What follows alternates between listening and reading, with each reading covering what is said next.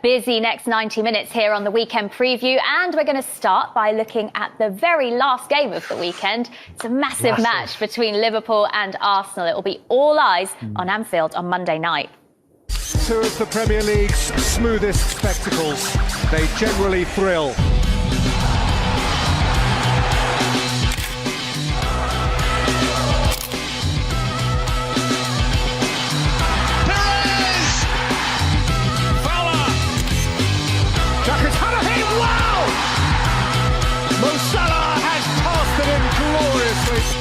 Great ball. Owen! What a finish! Fowler, Patrick. That is brilliant! Torres! Astonishing!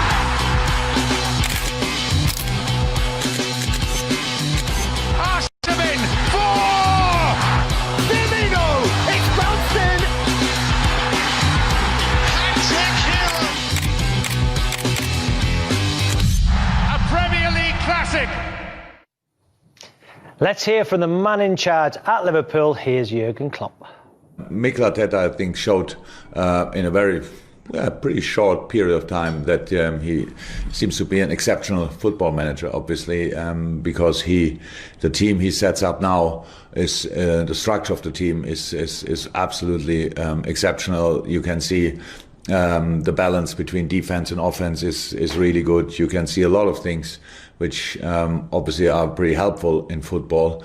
Good organization, but freedom for the players as well, uses the players in the right position. So I have to say, since he's there, he did a pretty impressive job, to be honest, and changed, I think, the whole mood in the club. I'm not sure I don't know exactly about what the mood was before he arrived, but I don't think a lot of people thought at the end of the season he will have won any competition or something like that, and he did that by winning the FA Cup and winning now the English Super Cup. And so that's pretty impressive, I have to say. So it's a tough opponent, 100%. So Jurgen Klopp giving credit to the job that Mikel Arteta has done since coming in at Arsenal. Is this Arsenal's first real test of the season, though, Glenn? Oh, without any shadow of a... No disrespect to the teams they've already played. But they do look better. They've got a nice balance to their team now. That defensively they were poor. Let's be honest. They had some firepower going forward. Of course they've had over the last few seasons, but you just felt as if they were going to concede and they were going to give goals away. You know, sometimes you get teams create against you. That's one thing. They've earned the right to score, but Arsenal were giving goals away left, right, and centre. He's tightened that up, and I think that's more of a unit. They've worked as a unit better rather than bringing just individuals in to shore it up. That's happened very quickly as a team. So they look a lot better, and I think this is going to be a hell of a game. I really do. They do struggle against Liverpool up there.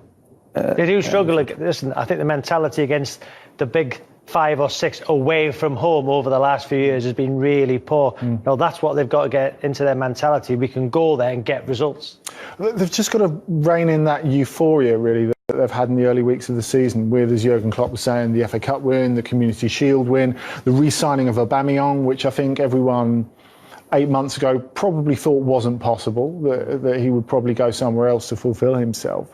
But I think the results don't really tell the story, even 2 games into the season. I thought they were actually quite poor against West Ham. I thought West Ham, having struggled really mightily and had a lot of unrest behind the scenes, were better than them and could easily have nicked that game. But is that the mentality change where games like that in previous years, they might have drew, but they've got over the line in a game where they've not played well in? I think it's easier to say that when they've got away with a bit. Sometimes it's just luck. And say, for example, Gabriel, who's come into the team and scored his goal in the first game, I don't think has looked that convincing. And I mean, you know, there were good Premier League defenders who've really struggled at first. So I think we have to be realistic about that. But they did get away with this a little bit. I can understand why David Moyes was wringing his hands.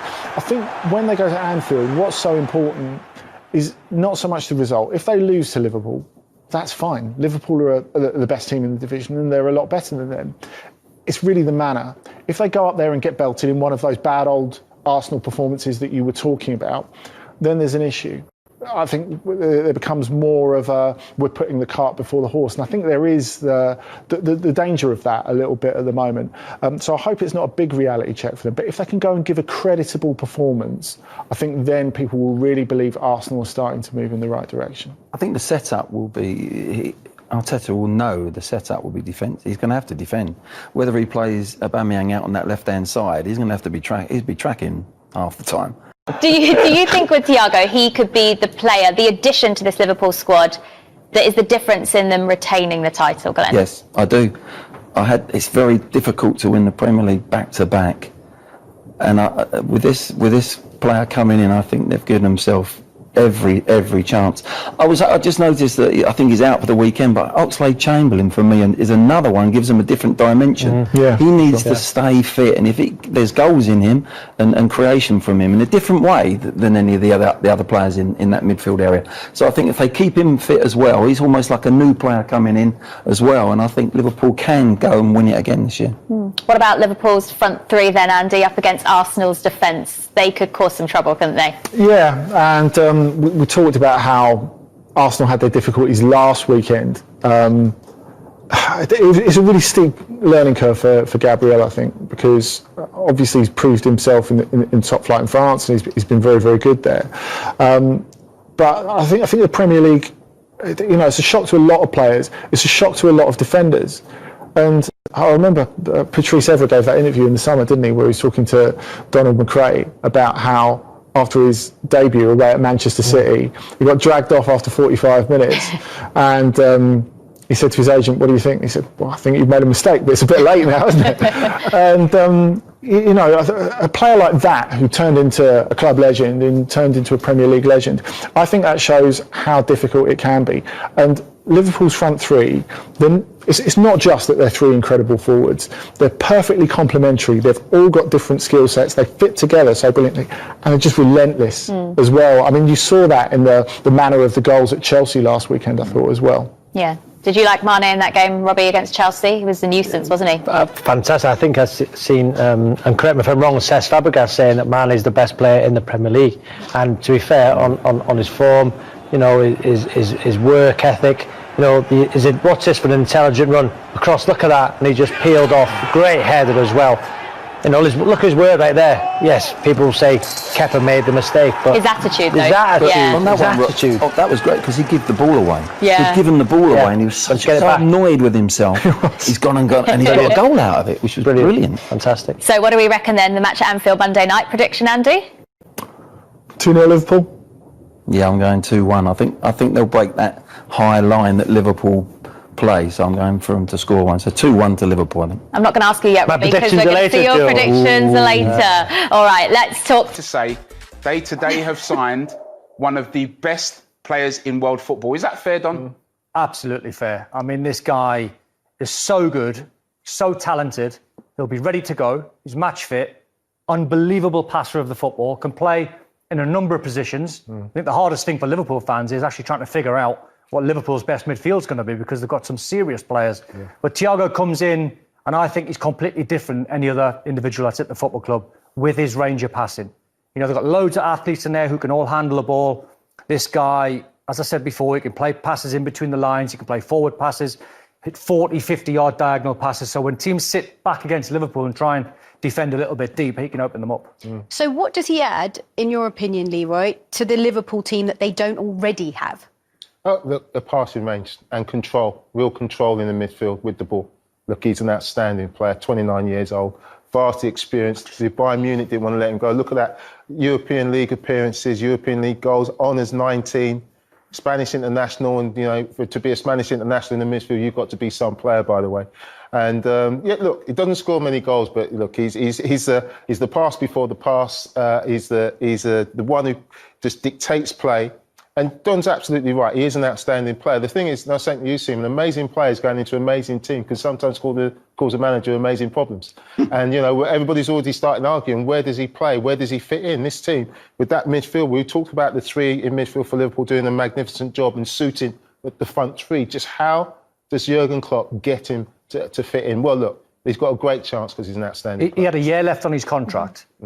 I don't think I'm pushing it enough to say if this guy had 3 or 4 years left on his contract, Liverpool would be paying 75, 80 million pound for him. He's that good. So for 20 million pound, it's an absolute steal. Don, we were speaking last week, and you said the difference between Liverpool winning the league and not might come down to whether they sign this player or not. That's what I feel. They've now got the deal over the line. Yeah. Go on. No, that's what I feel. Do you think they can do it? I do. Right here, right now, without Man City signing anyone, I think this makes Liverpool favourites for the league, because when I watched them at the Community Shield and Arsenal sat really deep against them, Liverpool were passing it, and the clock was going down, but they weren't really going anywhere. With this guy's range of pass, if you're Mo Salah now and you see Thiago get the ball on his right foot, you're making a run. If you're Mane and you see him get the ball, you're making a run in behind. Firmino's going to drop short. So he's the key to the other players. I wouldn't say deficiency is what they've got, because they've all got something different. If you want to change the game and have a midfield player that can run with the ball, you pick Naby Keita. If you want Jordan Henderson and Fabinho's experience in sitting still and breaking down the game and getting forward and being an 8 box to box, you pick those two. Then you've got Oxlade-Chamberlain to come into the mix as well. So there's so many contenders for those 3 positions. That's if we think there's going to be 3 and not going to be a change of shape. So it gives Liverpool and Jurgen Klopp so many options. And that was what I was going to ask you, Lee. Do you think that there could be a change of shape to account for him? Or if not, who does he displace? I cannot see him changing the shape of that team. It's interesting because Don's right, and we all of a sudden we started making up problems that Liverpool had last year that they didn't, because they found solutions every single week. They did. You know, he can get on the ball, he can find that pass. Well, they did. They had solutions. And, you know, changing the shape of the team to accommodate him, I think will only make the team go backwards. So I think if you keep the 4-3-3, because the front three works perfectly, Firmino does what he does absolutely better than anybody else that I've ever seen play in that situation. So he has got to slip into the team. But he is that good, and in training, you know what, a manager will see him and think, flipping now, he's got to play. You know, he's that. How much did we pay for him? 20 million? He's got to play. I've got to find the place. I don't think Jurgen Klopp will make that mistake, to be honest. I think that, you know, he's got to get up to tempo, not just with the Premier League, but with Liverpool as well. Liverpool, the highest tempo team I've ever seen play in the Premier League. So he's got to get. So I think you'll give him time. And he can do that, by the way, because he has been doing this with Bayern. Absolutely. But you look at the signings that have been a success for Liverpool. You know, he's given them a bit of time. That Fabinho gave him plenty of time to adjust. Even though he's a terrific player, he still needs that time.